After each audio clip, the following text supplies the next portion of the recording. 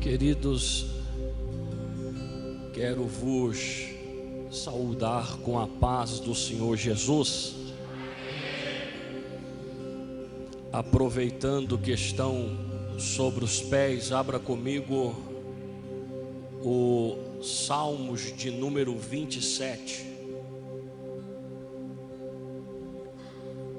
o verso 1. Quero louvar a Deus pela oportunidade que Deus tem nos dado de estar na sua presença e também fazer uso da sua palavra. Deus abençoe a todos os queridos irmãos, ao pastor desta linda igreja, pastor Eduardo, e todos os obreiros, a recepção, todos que aqui estão, Ministério de Louvor, fazendo a obra do Senhor. Está comigo a minha esposa, a irmã Simone, meu filho Murilo, e nós viemos aqui para adorar o nome do Senhor convosco. O verso 1 do Salmo 27 diz assim: O Senhor é a minha luz, a minha salvação, a quem temerei? O Senhor é a força da minha vida, de quem me recearei? Quando os malvados e os meus inimigos e os meus adversários investirem contra mim para comerem as minhas carnes, tropeçarão e cairão. Olha o verso 3. Ainda que um exército me cercasse, o meu coração não temeria. Ainda que a guerra se levantasse contra mim, no Senhor eu confiaria. Toma teu assento.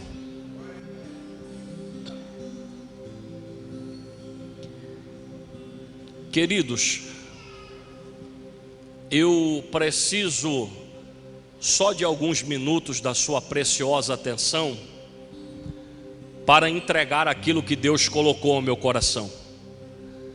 Na verdade, os Salmos de número 27, ele foi escrito por Davi, mas o que chama a atenção é o período que Davi está escrevendo esses salmos.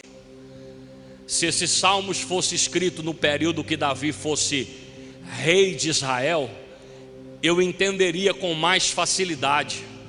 Por quê, Bruno? Porque na verdade esses salmos falam de confiança, clamor, dependência, presença de Deus. Mas o período que Davi escreve esses salmos é um período de adversidade. Ele está sofrendo de um sentimento que outrora nós já sentimos, sabe qual é? Ingratidão. Ele acaba de derrotar Golias, e aí Saul vai se levantar contra ele, e ele vai para o deserto de Engebe, e é no deserto de Engebe, sofrendo ingratidão, que ele vai escrever os Salmos de número 27. Eu gostaria de dizer, como o nosso pastor que aqui ministrou disse, nós estamos em um período de guerra, períodos contraditórios. Esse texto é pelo menos para 3 grupos de pessoas: alguém que está vivendo um deserto ou um vale, alguém que já viveu e alguém que outrora vai viver. Ô Bruno, você veio aqui dizer que se eu não estiver vivendo um vale, outrora ele pode chegar. É isso aí. Se você for fiel a Deus, caminhar com Ele, uma hora Ele bate na tua porta, sem pedir permissão. Só que de uma coisa eu tenho certeza: o texto que outrora lemos nos dá ferramentas para vencermos períodos contraditórios. Esse texto apresenta algumas coisas que vai nos fazer vivenciar de verdade o que Deus tem para nós. A nossa esperança ainda está no poder que há na santa e gloriosa palavra de Deus. Há alguém aqui que gostaria nessa noite de orientação da parte de Deus? Você pode glorificar o nome dele? Deus pode fazer, pode, Ele tem poder para fazer. Ele fazendo ou não, da maneira que queremos, Ele vai continuar sendo Deus. Nós vamos continuar adorando. Mas de uma coisa eu tenho certeza: esse texto me dá ferramentas em épocas de adversidade. Perceba que a nossa carne, em épocas contrárias, tem facilidade de reclamar ou de ser negativo. Só que no verso 1, lá no deserto de Engebe, Davi vai afirmar quem Deus é. Sabe que eu aprendo? Que independente a situação que estamos vivendo, ou que ele estava vivendo, Deus não muda quem Ele é. Ele diz: Deus é a minha força. Querida igreja, a palavra força no livro de Salmos, ela é escrita em períodos que os guerreiros eram levados até um lugar chamado lugar de refúgio ou lugar de restauração. Os guerreiros feridos estavam ali, eles eram tratados e voltavam para a guerra. Davi está dizendo: eu posso até estar ferido na alma, mas o Senhor é a fortaleza que me sara. Ele afirma ainda que Deus é luz. É a primeira vez no livro de Salmos que Deus é comparado com luz. Ele está dizendo: o Senhor é a luz que ilumina o meu caminho. E ele afirma: Deus é a minha salvação. Sabe o que Davi está dizendo? Independente do que eu estou vivendo ou o período que a minha vida está, Deus não muda quem Ele é para mim. Por favor, eu estou na introdução, olhe nos meus olhos. Independente da situação que você está vivendo, Deus não mudou. Ele continua no controle. Ele continua tomando conta da situação.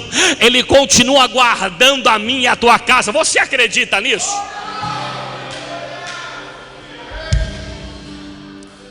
Tu acha que Deus está no alto céu quebrando a cabeça para resolver o meu e o teu problema?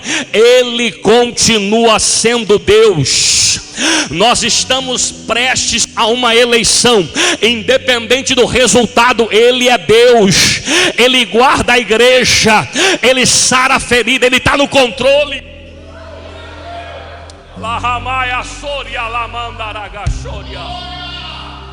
Eu estou sentindo a presença dEle. E nesta pequena introdução Ele me dá autoridade para dizer: Ele está no controle. Por favor, tem mão levantada, vou repetir: Ele está no controle.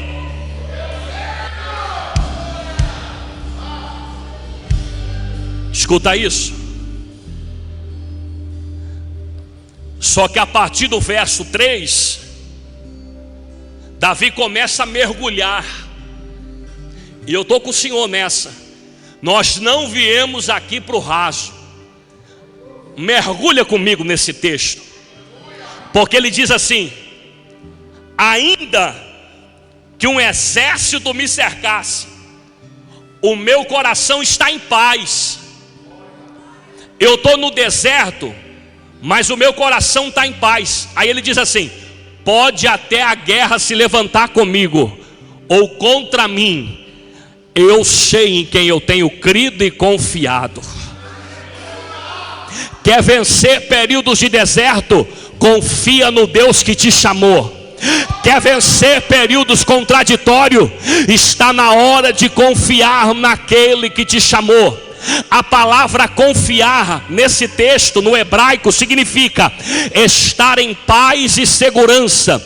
O que Davi está dizendo é: independente da guerra se levantar, eu sei quem me chamou quando eu estava atrás das malhadas. Eu tenho paz, confiança e segurança. Ô Bruno, eu confio, está em paz. Ô Bruno, eu acredito, tem segurança que Ele não mudou, Ele é o mesmo, Ele faz, Ele realiza, Ele tem poder. Confiar em Deus é dormir em paz, em segurança. O salmista diz: de manhã eu dormi, pela noite dormi, pela manhã eu acordei, e estou em paz, porque o Senhor dos exércitos me guardou. O Deus da palavra fala da minha boca nesta noite, dizendo: está na hora da santa igreja acreditar mais, confiar um pouco mais.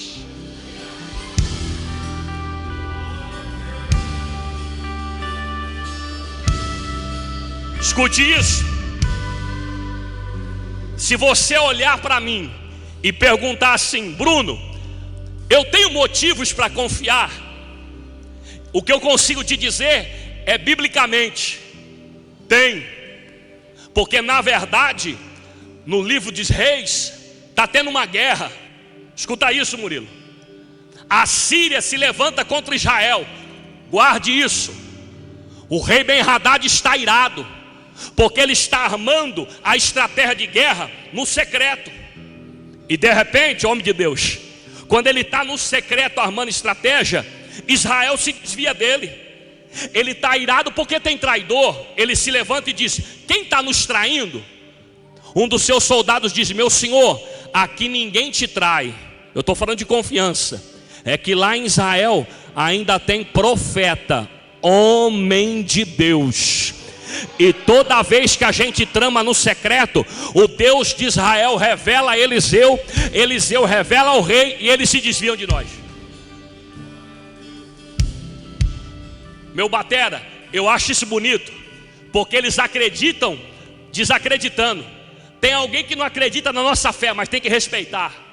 Aí a Bíblia diz assim: vamos até Eliseu, ele está em Dotã. Só que eu acho interessante, quem está comigo diga amém. Eu acho interessante que para ir atrás de um homem, eles mandaram, sabe o que? Um exército. Acreditam desacreditando, mas respeitam. Manda o exército. De manhã bem cedo, você conhece o texto? O moço de Eliseu acordou bem cedo. O que o moço de Eliseu disse, nós já dissemos algum dia: ai meu senhor, o que faremos? Sabe aquele dia que a gente acorda, e em vez de ir para a oração, vai para a notícia? Em vez de ir para o jejum, vai para o Instagram? Sabe aquele dia? É o dia do ai meu senhor. Ele acordou ansioso, já foi olhando na janela, e de repente ele viu o exército da Síria sobre ele. Aí ele vai até o servo, o homem de Deus, e diz: meu senhor, acabou, o que nós vamos fazer? Aí o servo vai ouvir a voz de Eliseu dizendo: ó, primeiro, antes de acordar e já ir fazer o que tem que fazer, vai para a oração. Então ajoelha, que eu vou orar para você entender o que está acontecendo. Quando ele ajoelhou, Eliseu ora, as escamas dos olhos dele caem, e acima deles tem cavalo e carruagem de fogo. Aí ele lança a palavra. Sabe por que você precisa confiar? Por esta palavra: mais são os que estão conosco do que os que estão com eles. Alguém já entendeu? Eu vou repetir. Sabe qual é o motivo de você confiar? Porque Deus é maior do que o teu problema. Mais são.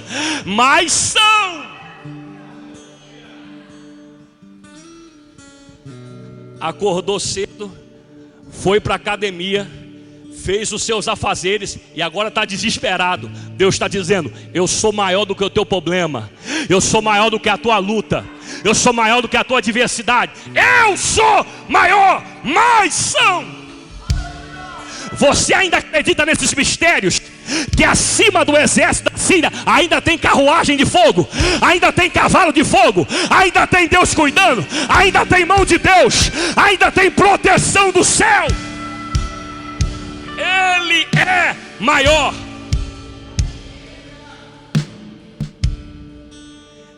Quem gostaria de uma bênção para derrotar gigante, diga amém. Não, vou falar só para o pastor. Quem gostaria, diga amém. Pare de falar do gigante.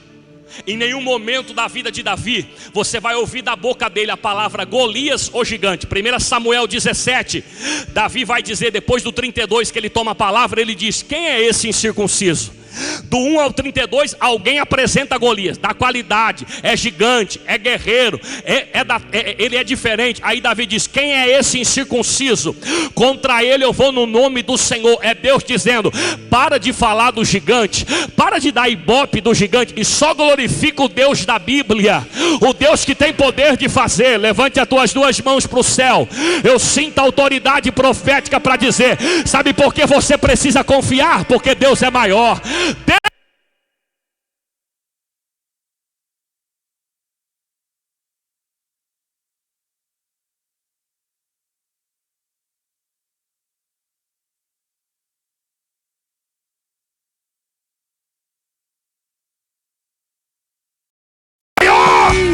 Leva-me mais tudo que já estive e me oferecerá. Ele é maior, ele é maior, ele é maior, ele é maior, ele é maior.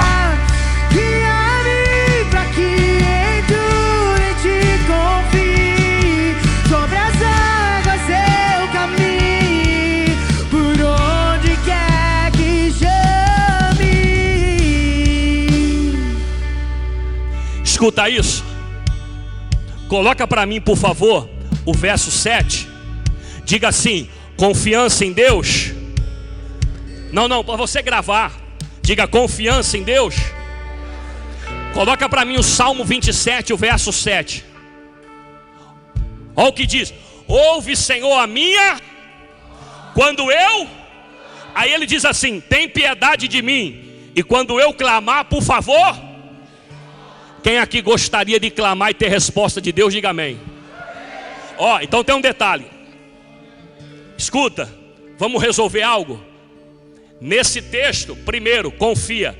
E segundo, clama. Posso te dizer algo? Teologicamente, nós usamos muito pouco a oração do clamor. Quase nunca. A não ser aqui em cultos.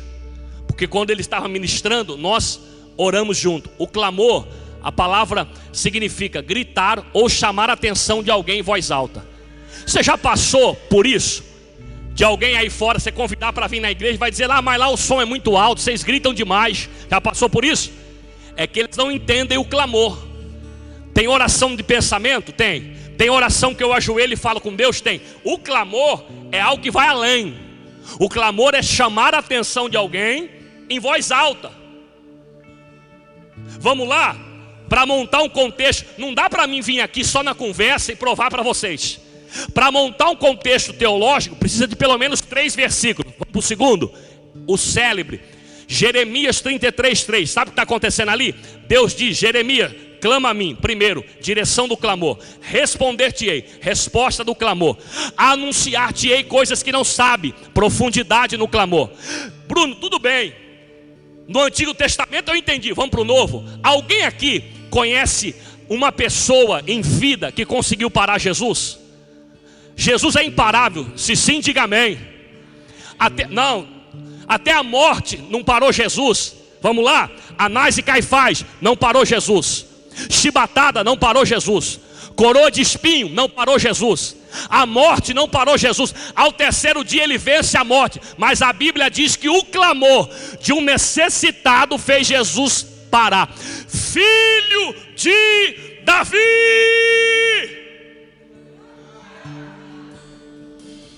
Escuta isso. Se tiver necessitado nesta noite, clamando, ele para. Alguém já entendeu. E alguém está tentando romper barreira. Vem para a guerra comigo. Clama nessa oportunidade. Entra nesse mistério com ele. Tu está precisando de resposta, não está? Está na hora de clamar. Está na hora de rasgar um pouco o coração, se lançar na presença dele e dizer: eu estou aqui, eu quero ouvir o Senhor. Clamor. Ninguém parou Jesus, mas o clamor do cego fez Jesus parar. Se Jesus parar hoje e perguntar para você o que ele quer que faça, qual é a tua resposta? Tem gente que está tanto sem força, que ele está sem força de falar para Jesus o que quer. Mas Deus marcou essa noite para dizer: além de confiar, continua clamando, continua clamando, continua clamando. Ó, sabe qual é a hora que a gente clama? A hora que o batera bate, a hora que o ministério de louvor dá uma solinha, aí ninguém está te olhando, aí é a hora de clamar.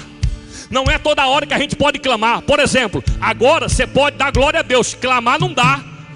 Imagine se todo mundo clamar, só que tem um detalhe: se ele bater um pouquinho mais forte, ele entrar num trecho do hino, a gente pode clamar para valer. Está na hora de rasgar o coração, está na hora de dizer: Deus, eu estou aqui, não vim para brincadeira, eu vim para te adorar, eu quero ouvir a tua voz. E ao teu nome clamarei, e além das ondas olharei. Sou mar crescer, somente em ti descansarei, pois eu sou teu e tu és meu. Olha para cá. Eu estou terminando. Pastor, eu sigo esse relógio aqui, né? Eu estou terminando. Olha para mim. Quem clama quer resposta. Quer o quê? Resposta. Quer dizer então que quem está clamando aqui está querendo resposta. Deus responde de várias maneiras. Não assim diz o Senhor. Deus responde na palavra, só que Deus é o único que tem o poder de responder no silêncio. Quer que eu te dou o texto? O profeta clamou no ventre do grande peixe. Sabe o que Deus disse para Jonas? Silêncio. Silêncio. Silêncio. Só que do lado de dentro é silêncio para o profeta, e do lado de fora Deus movimenta o profeta.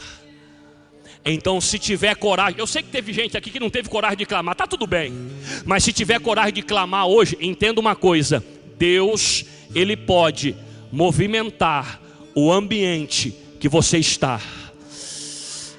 Quando Jonas clama, ele movimenta o ambiente. O profeta estava saindo fora da rota. Aí Deus diz: eu vou movimentar o ambiente só para te colocar na rota da promessa de novo. Eu estou pregando para alguém nessa oportunidade que disse: Deus, eu estou clamando. Aí Deus do outro lado diz: eu estou movimentando as águas. Eu estou movimentando as águas. Eu estou movimentando você de lugar. Olha só, se clamar hoje e o telefone tocar amanhã da maneira que você talvez não pensar, é Deus dizendo: estou movimentando, tá? Eu estou movimentando. Deus só movimenta para colocar coisa no lugar. Deus só movimenta para me trazer na rota da promessa. Deus só me movimenta para trazer na rota do propósito novamente. Se coloca de pé. Termino em 1 minuto. O verso 4 diz assim, homem de Deus: uma coisa vou pedir eu, e eu vou buscar. O que você quer, Davi?